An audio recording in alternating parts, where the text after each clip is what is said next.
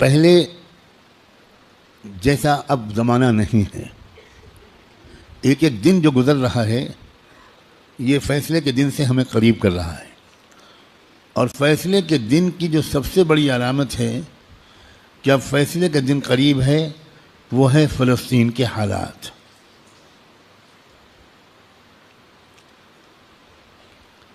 کیونکہ اب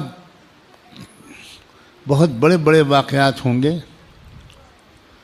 دجال کی آمد بھی بہت دور نہیں ہے اور حضرت عیسیٰ کی آمد بھی بہت دور نہیں ہے اور امام مہدی کی آمد بھی بہت دور نہیں.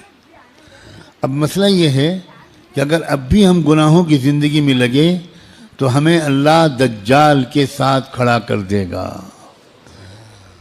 توبہ کی توفیق بھی ہم سے چھین لے گا. حضرت امام مہدی کے دشمنوں کے لشکر میں ہم کھڑے ہوں گے. اب یہ دیکھو یہ وہ وقت ہے. کچھ پتہ نہیں کس وقت اگلا قدم اٹھ جائے. جو نشانیاں اللہ کے رسول نے بتائی تھیں آخری فیصلہ کن دور کی بڑی تیزی کے ساتھ آ رہی. اس میں ایک نشانی یہ تھی کہ بہت بھیانک جنگ ہوگی یہودیوں کے درمیان اور اصلی ایمان والوں کے درمیان. اس لیے جو کچھ اس وقت غزہ اور فلسطین میں ہو رہا ہے اس سے ہر ایمان والے کا ایمان ہزاروں گنا ہر منٹ میں بڑھنا چاہیے. اس لیے کہ وہی ہو رہا ہے جو اللہ کے رسول بتا کر گئے تھے. جس وقت وہ آپ بتا رہے تھے اس وقت تو فلسطین میں کوئی مسلمان تھا ہی نہیں. اور آپ یہ بتا رہے ہیں کہ ایک بھیانک جنگ ہوگی, خطرناک جنگ ہوگی, یہودیوں اور ایمان والوں کے مابین ایک خطرناک جنگ ہوگی. آپ بتا رہے ہیں کہ ایک علاقہ ہوگا جہاں سچے پکے مومن جان دے رہے ہوں گے اور جان لے رہے ہوں گے, قربانیاں دے رہے ہوں گے. مسجد اقصیٰ کی حفاظت میں نوجوان جوک در جوک شہید ہو رہے ہوں گے.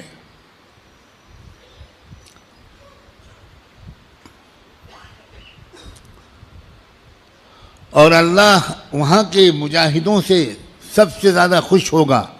اصلی ایمان والے وہیں پر ہوں گے.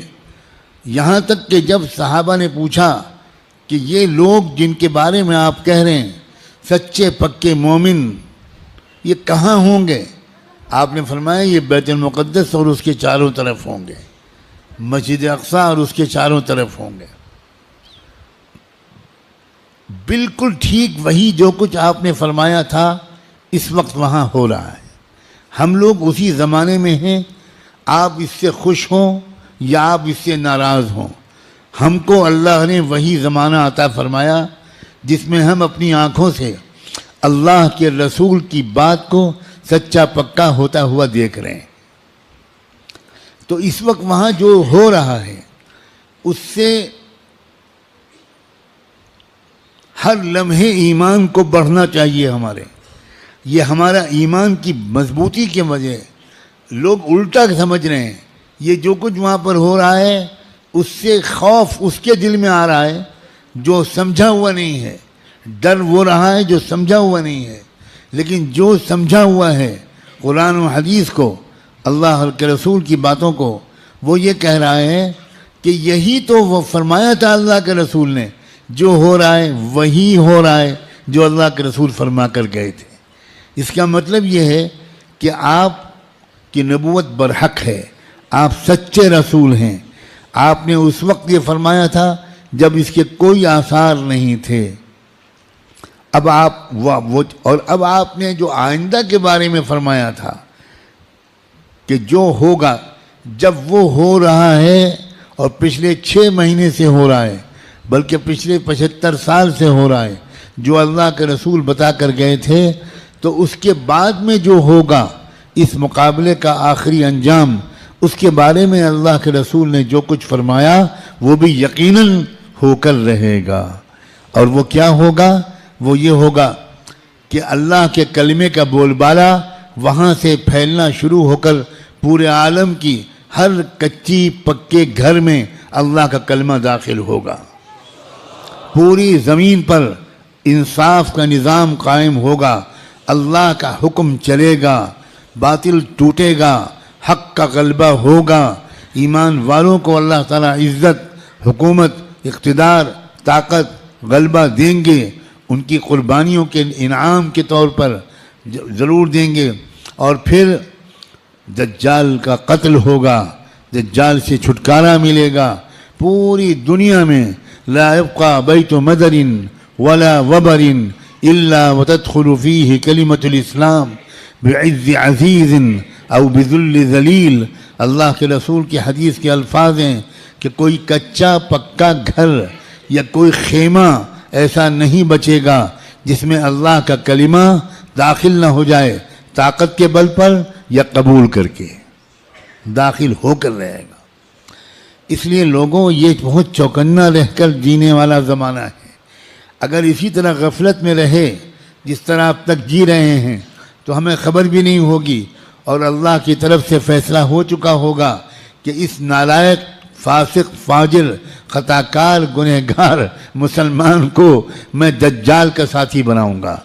یہ امام مہدی کا ساتھی نہیں بنے گا، یہ حق کا ساتھی نہیں بنے گا، یہ سچ اور انصاف کا ساتھی نہیں بنے گا، یہ مظلوموں کا خادم نہیں بنے گا، یہ ظالموں کا ایجنٹ بنے گا، یہ ظالموں کا مخبر بنے گا، یہ ظالموں کا دلال بنے گا. 4 پیسے کے لیے تھانے پہ جا کر مخبری کرے گا. یہ فیصلہ کسی لمحے ہم میں سے کسی کے بارے میں ہو سکتا ہے. یاد رکھنا، میں نے اللہ کی توفیق سے اپنی بساط کے مطابق بہت لمبی بات کو چند جملوں میں سمیٹ کر آپ کے سامنے رکھ دیا ہے. قسم کھا کے کہتا ہوں، اس میں ذرا بھی مبالغہ نہیں ہے. فیصلے کا دن قریب ہے.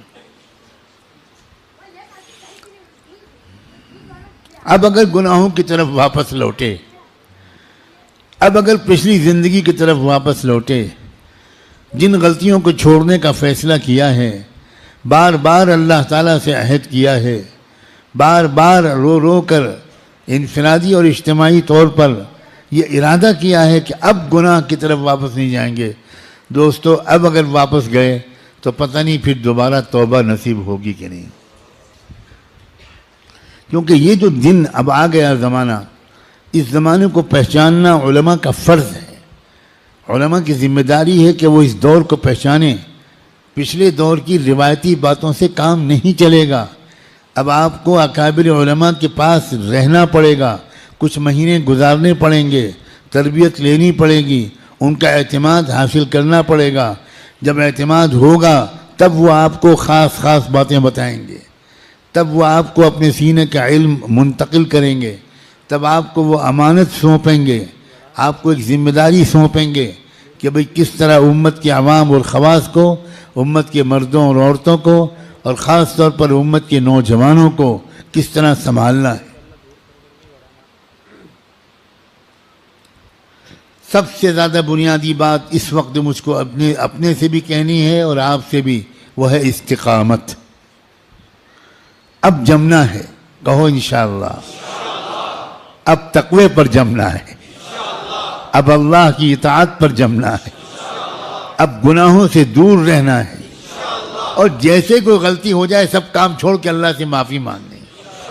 دیر نہیں کرنی، کیونکہ پل پل یہ خطرہ ہے. جو واقعی زمانے کے تقاضوں سے واقف لوگ ہیں، وہ ہر وقت ان کا دل اس وقت فلسطین کی طرف لگا رہتا ہے، اور اس لیے کہ وہ بار بار تازہ ترین وہاں کی خبریں جاننا چاہتے ہیں کہ کہیں دجال آ تو نہیں گیا، کہیں کوئی ایسا دعویٰ تو نہیں ہو گیا.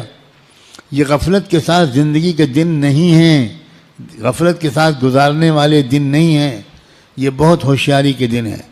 اور یہ بھی یاد رکھنا، الٹے سیدھے مقرروں اور مولویوں، الٹے سیدھے جو اپنے آپ کو عالم کہتے ہیں اور ہیں وہ جاہل، ان کی باتوں کے چکر میں مت آنا. وہ طرح طرح کی باتیں تم کو بتا کر تم کو غلط راستے پر لے جائیں گے. جو سچے پکے اکابرین ہیں، بڑے بڑے بزرگوں کی صحبت یافتہ، قرآن مجید کے مفسر، قرآن کو گہرائی سے سمجھنے والے، اللہ کے رسول کی منشا کو سمجھنے والے، پوری زندگی کے 24 گھنٹے اللہ کے دین کی خدمت میں گزارنے والے، جن پر وقت کے سارے بزرگوں نے اعتماد کا اظہار کیا، ان کی بات ماننا ہے۔ ورنہ سوشل میڈیا پہ جاؤ تو 50 انجینئر ملیں گے اور 50 ڈاکٹر ملیں گے اور 50 طرح طرح کے لوگ ملیں گے جو اسلامی پروگرام چلا رہے ہیں۔ ہمارے نوجوانوں کو نہیں معلوم کہ اسلام کی ویب سائٹس کے نام سے جو ویب سائٹس چل رہی ہیں اس میں سے تقریباً 70% یہودیوں کی ویب سائٹس ہیں۔